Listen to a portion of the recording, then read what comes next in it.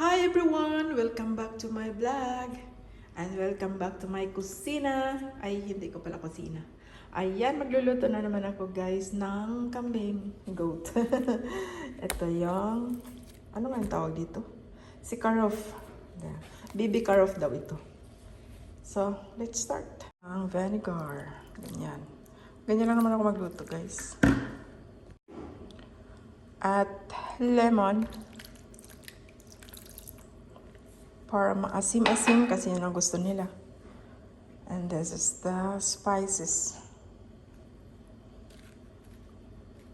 Basta nilagay ko lang lahat guys.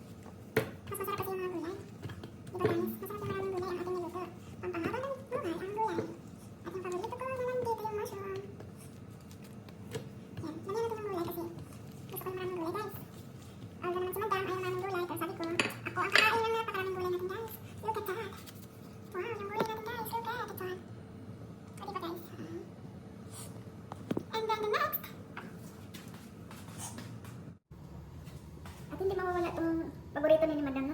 Lahat sauce. Sauce Mario safe na lang. Ganun lang guys. Ganun lang nagawa ko sa pagluluto. A little bit of water.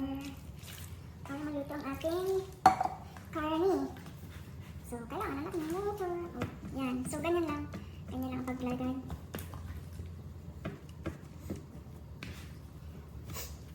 Yan. Ang ating karne. Para na rin ito sa amin lahat guys. Para sa 5 tao. Bilang na bilang to guys. Kasi ayaw ni Madam na may mga sobra-sobra doon sa ref. Yan. Kung may sobra man, so konti lang. Nalagyan natin siya ng konting paprika. Para maging red siya maya.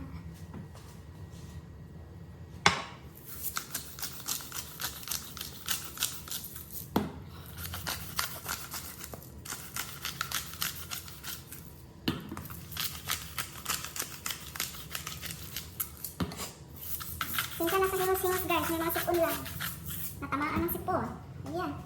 So, that's it. Okay. It's done. It's done guys, done. At ilagay na rin natin siya sa oven. At ayun, nailagay na natin sa oven. So, ayun na guys yung ating meta. Ang ating laham, luto na. Ready for kaunan. Thank you for watching guys. Don't forget to subscribe my channel.